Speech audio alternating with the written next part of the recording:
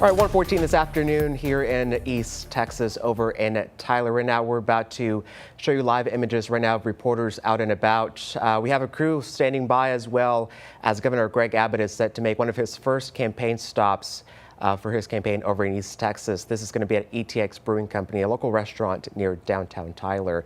If you aren't familiar with this area, we do have crews all out and about, both inside and outside. Governor Greg Abbott set to take the stage here in about 15 minutes. On your screen right now, you can see local state representatives and state senators, as well as they will be with Governor Greg Abbott as that starts here in a little bit. We also have demonstrators out and about.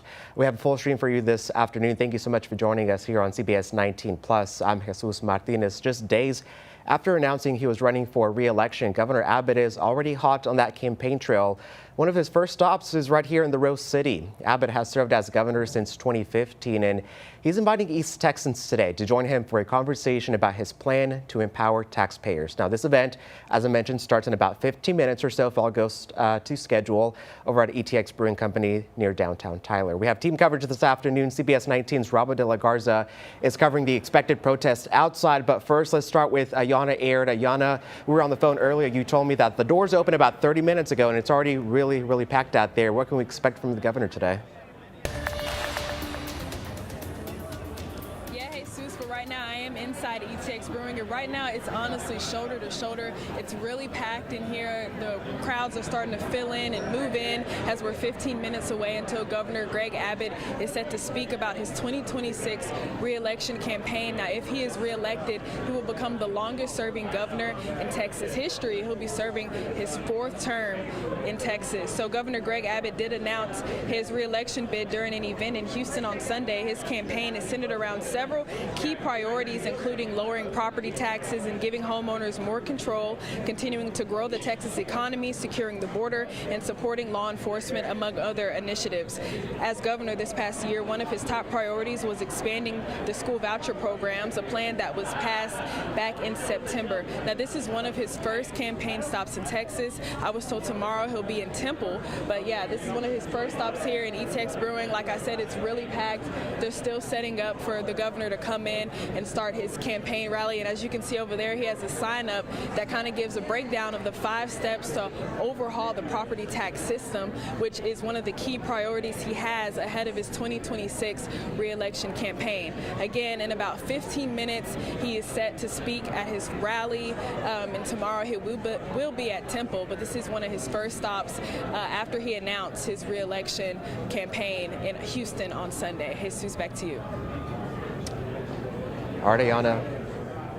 Thank you so much, Ayana. I know that it's very packed out there. Not a big building for those that aren't familiar to it out there. Just outside that building, we have Robert de la Garza as well. Robert, we spoke to you about maybe an hour ago for the noon show.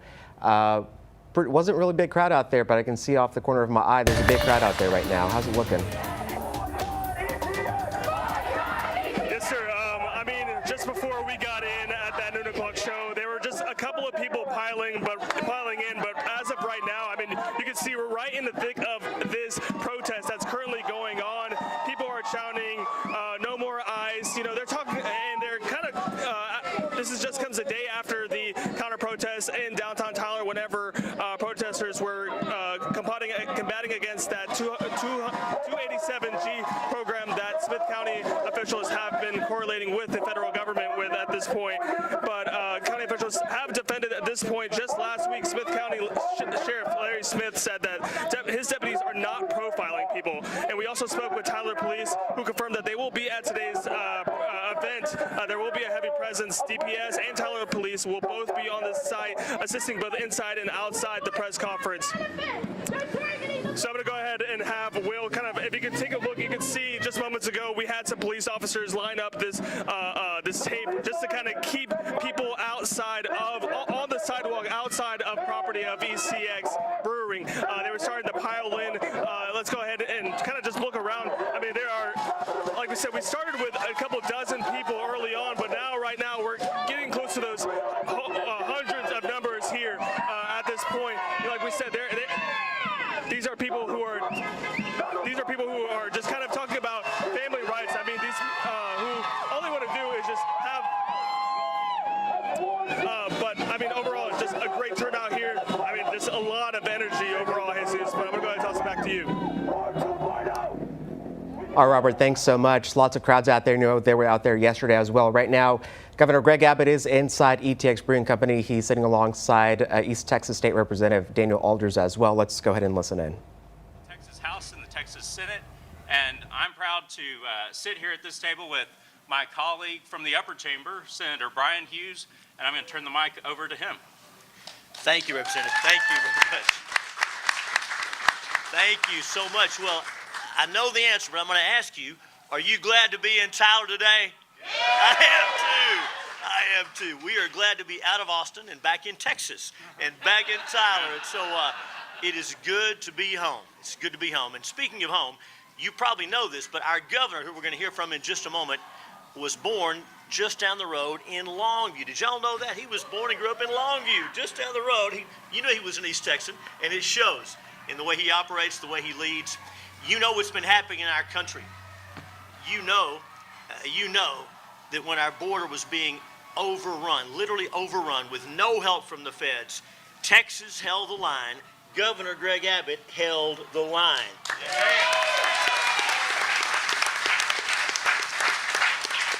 You know that when this crazy, evil idea that men should be in women's restrooms and little girls' locker rooms, that boys should compete in girls' sports, Texas held the line.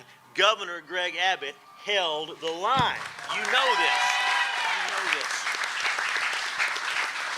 When our energy in Texas, which provides good, high-paying jobs, good standard of living for our people and for our country, when that was under attack from all sides, Texas held the line, and Governor Greg Abbott held the line. We could say more, but you know, as governor, he presides over the 9th largest economy in the world. If Texas were her own country, it would be the 9th largest economy. That usually gets some amens, I know. And of course, millions of jobs added during Governor Abbott's leadership, making sure Texas is pro-people, pro-growth, pro-family. You know that he was our excellent Attorney General who set the record for suing the Obama administration, and as governor, he has led and grown and blessed Texas families. You also know that he and Celia have been married since 1981. Isn't that something? That's only 44 years. And daughter Audrey, so proud of her, and many things we could say about him, but I'll ask you a couple of questions. Are you glad to have Greg Abbott in Tyler today? Are you glad to have a governor? Me too. Are you glad to have a governor who stands up, even if he's alone, and stands up for Texas and for our values? Well, I am too. Please join me in welcoming our friend, our fellow East Texan, and our governor, Greg Abbott.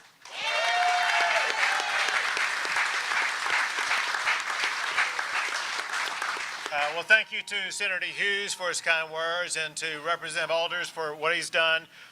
We also have with us Representative Hefner, Representative Money, Representative Dean, and Representative Schaffner, all of whom had remarkable sessions this past session. They delivered on so much, making Texas even bigger and even better. There's somebody else I want to recognize, and that is, do you call it ETX or East Texas Brewing? What do you call the name of this company? ETX. So we're here at the home of ETX Brewing. Give it up for our host here today.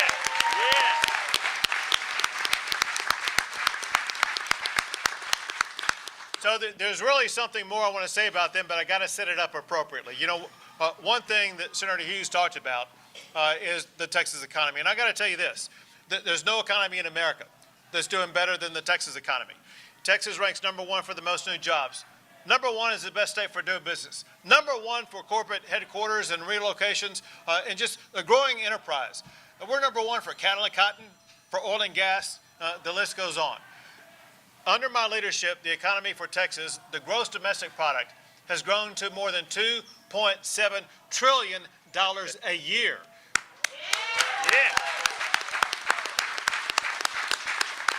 It's grown so fast that even Senator Hughes has a hard time keeping up with it because actually Texas now has the 8th largest economy in the entire world. But the reason why I bring this up, and again in the context of ETX Brewing Company, when people hear me talk about the economy, they often think I'm talking about like big business or something like that. Most of the businesses in Texas are small businesses. They represent more than 95% of all businesses in this state, and we support our small businesses in the state of Texas. That's right.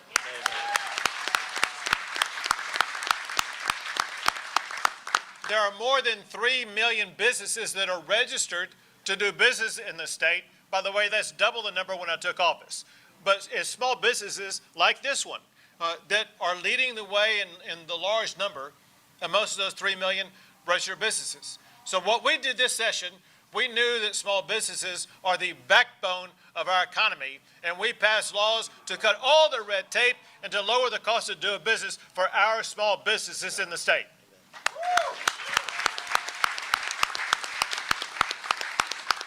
So it sounds like we have the owner of ETX Brewing Company. I'm going to mention something that he may give me an amen to. So the way Texas tax laws work is businesses like this, they have to pay what's called a personal property tax on items that are in their stores. Like if they have tables or chairs, which would normally be here, they would be taxed upon that. You see this beer-to-go cooler and that rack over there, they pay taxes on personal property like that. They have it in their location. When I became governor, there was an exemption on a certain amount they had to pay taxes on. It was an exemption on the first $500. Well, to be honest, that would be like one table and 4 chairs or something like that. Not a whole lot. Because of what we passed this session and what you voted to approve last Tuesday, that's gone from $500 when I took office to now $125,000 a year.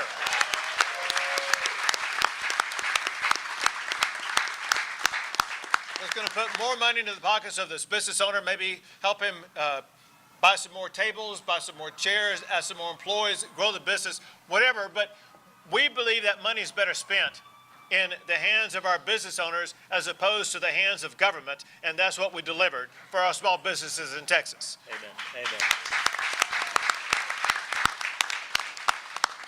I could go on all day talking about everything that we did this past session. I want to take a moment to talk about reforms I think are needed going forward.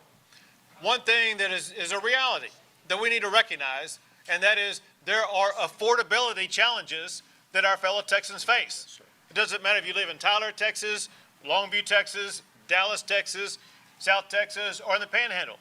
There are affordability issues. And one of the leading affordability issues is housing. It costs too much in housing. And what is the lead driver of that affordability issue? It's your property taxes. You pay too much in your property taxes. Is there anybody here who thinks they don't pay enough in property taxes? There's some people outside who think they should pay higher property taxes.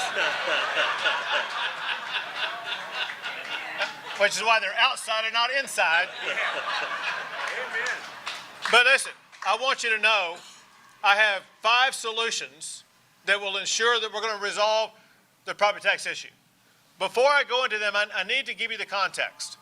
The context is, listen, everybody you're looking at here on stage right now, we did extraordinary things this past session to address property taxes in Texas.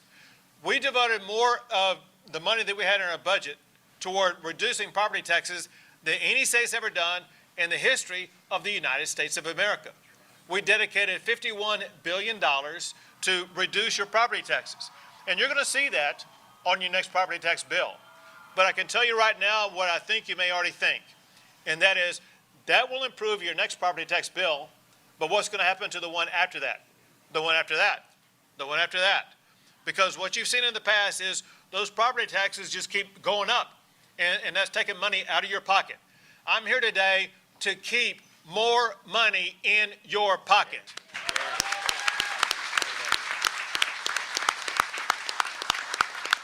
So here's what we got to do. And to do it, we all need to come together and agree on a fact that will surprise some people here. The fact of the matter is the state does not impose a property tax. The only property taxing authorities are at the local level. So knowing that, One way that you stop property tax increases is you stop the spending that leads to property tax increases. Yes. If you had no increase in spending, you would not have any increases in property taxes. So know this, the state already has 5 legal limits that limit the ability for us to increase spending. The same must be true for every jurisdiction that imposes property taxes. They must live within their means, just like you have to live with your means. So priority number 1 is stop the excessive spending, contain it by imposing limits on how much they can increase your spending.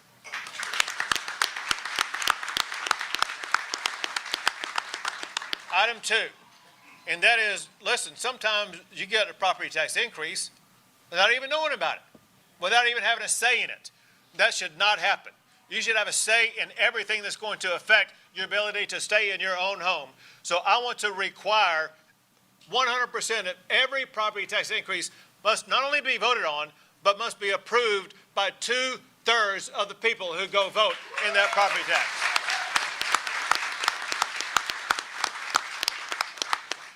And the next one is really going to amplify what my overall message is. The overall message is we need to take property taxes out of the hands of the taxing jurisdictions and put that into the hands of the people. We'll do that with that 2/3 vote. Here's another way we can do it. Have you ever gotten your property tax bill and think, man, that's too high? That should go down. I want to give you, the people, the ability to vote on rolling back your property tax rates. You can achieve your own property tax cut. The way I propose it could be changed, but the way I propose it is if 15% of the people, say in Tyler, Texas, you say you get 15% of the registered voters to sign a petition, you have a petition on the ballot to roll back your property tax rates and have an immediate cut in your property taxes. Next thing, I know from talking to so many Texans that when they receive their appraisal bill in the mail and they put their hands on that, their hands are quivering, afraid to open up that piece of mail, afraid of the large number they are going to see in their appraisal. That must stop, and it must stop this next session.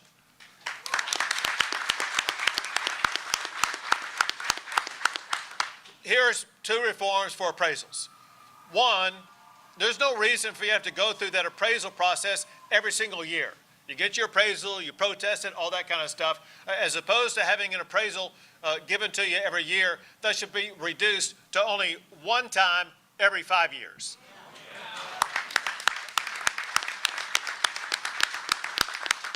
Second, the way Texas law works right now, your appraisal can go up to as much as 10% a year. That's one reason why you see affordability issues. That has to be stopped also. We must cap that not at 10% a year, but lower that cap to no more than 3% a year for your appraisal. And then last, if you pay your property tax bill, you know that the largest part of your property tax bill is your school district property tax. That's what's forcing so many people out of their homes.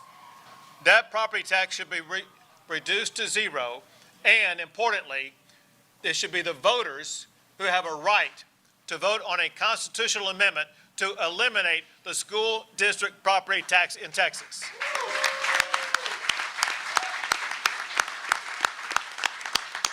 These 5 policies, these 5 solutions combined will ensure you're going to be able to live in your home the rest of your life and truly own your own home as opposed to renting it from government. I need to get this done. Let's go back in time. Some of you will remember in the last election, I said the time has come for Texas to pass education freedom choice for every parent and every child across the entire state of Texas. I said there was an easy way to do it or a hard way to do it. And the legislature took the hard way, and we went on the campaign trail and we elected enough votes to get it done. I'm committed to doing the same thing with regard to property tax reform. I am going to make this my primary point. I'm going to make it across the state, and we can do this the easy way or the hard way, but I can guarantee you we are going to get the laws passed that finally end your property tax problems here in the state of Texas.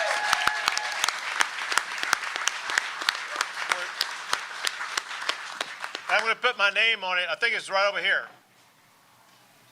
Here we go.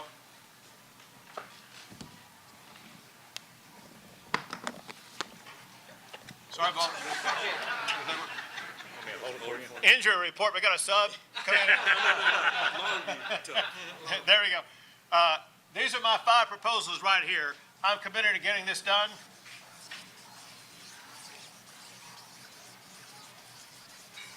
And I'm putting my name on it. Let's fight. Yeah.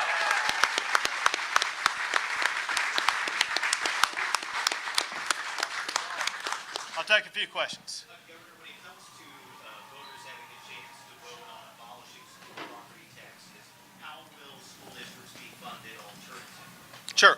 Well, first of all, the school districts will be funded by the state of Texas. If you go back to the reductions in, let's say, the increases in the homestead exemptions that just passed this November, that homestead exemption means less money will be going from local property taxes to schools. Instead, the state makes up the difference, and that's what would happen here.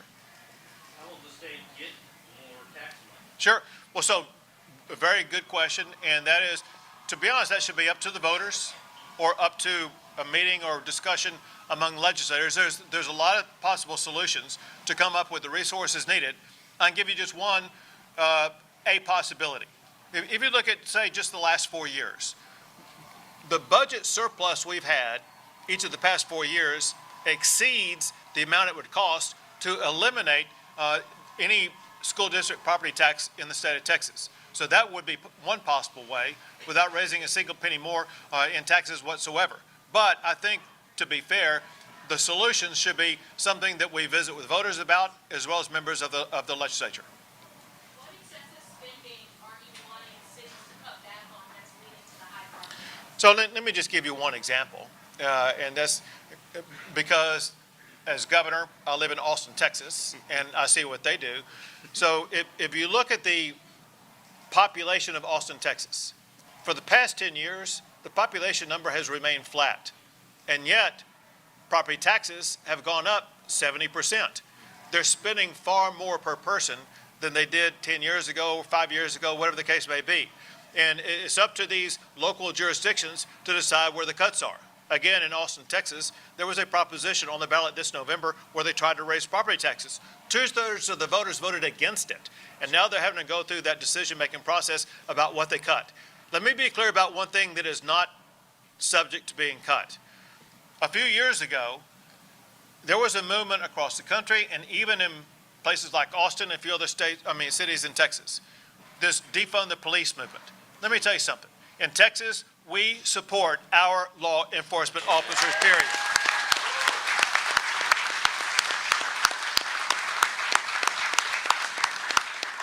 In the 2021 legislative session, I led the campaign to make sure we would not have cities defunding their police, and I signed a law that will defund any city that defunds their police. Yeah, that's right.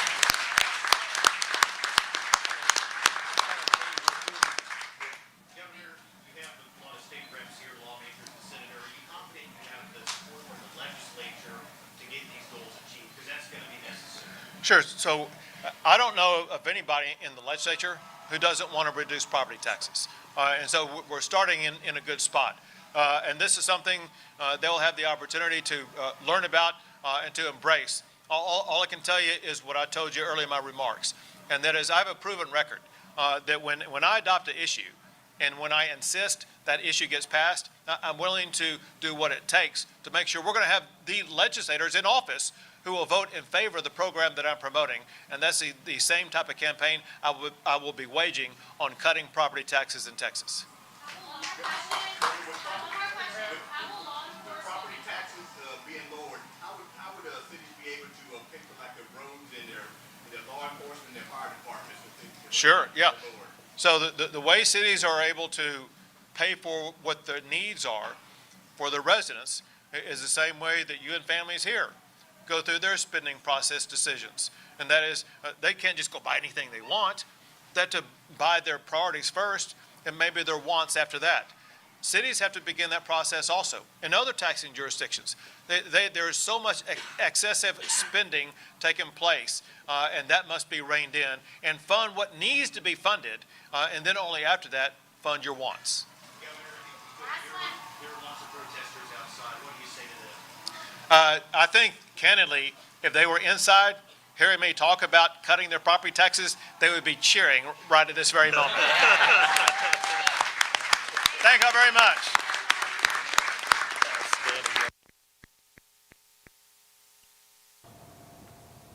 All right, that was Governor Greg Abbott taking the stage just a couple of minutes earlier than we expected. Talked about his campaign and his overhaul of the tax system here in the state of Texas. Just to recap some of the things he mentioned on that. And we really got a first look at what that overhaul will look like since launching his campaign on Sunday. Some of them include for cities and local jurisdictions to have common sense local spending and giving more power to the people, Texans that is, over their taxes, requiring a 2/3 of approval for any tax increase, also empowering voters to roll back on their own taxes, whether it be locally, county level, and also created appraisal predictability and cap appraisal growth. And also a big one here is eliminate school property tax for homeowners. Now, to make up for that money, Governor Abbott mentioned that the legislature has actually had a surplus in money the last couple of sessions that he says he's really not worried about that, honestly. And he also mentioned local businesses. Obviously, Governor Abbott right there at one of our local businesses here in Tyler, ETX Brewing Company. He boasted that local businesses really lead the way for the Texas economy, saying that their number one, that is their number one driving force is the local economy for the state of Texas. He talked about House Bill 9 as well, which would exempt up to $125,000 of a business's inventory from being taxed. That's up from $500. That's all thanks to House Bill 9, which passed this last legislative session. He also talked about the protesters outside. He invited them to come inside and to just hear him out. And we want to get to Robert De La Garza out there. He's been all afternoon with those protesters outside. Robert, Governor Abbott just wrapped up inside. How's it looking outside? We could hear those chants from Governor Greg Abbott's microphone inside.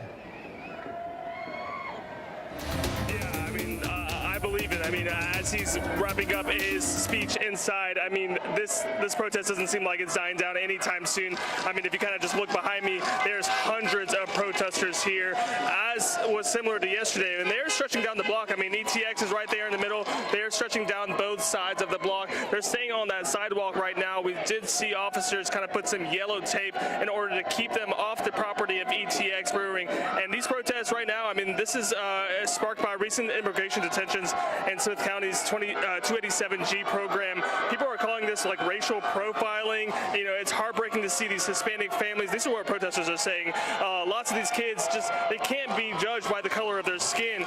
And county officials for Smith County have already denounced that they are not racially profiling at this moment. So I know we did have Tyler police here on the scene today. You can see them. They've kind of blocked down a lane of this traffic here going downtown. But we had the chance to speak to some protesters here ahead of this crowd just getting so crazy. Let's go ahead and listen in on that interview.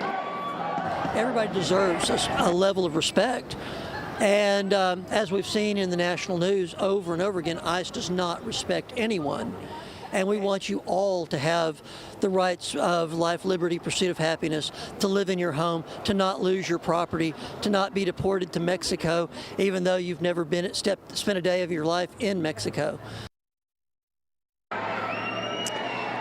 And that's just what this protest has been about. They've been out here all afternoon chanting "No more eyes." Greg Abbott's got to go. And you can just hear and see the intensity of this crowd at this moment. Cars are going by giving their support. They're kind of counteracting with that support, and it's just rallying them up even more.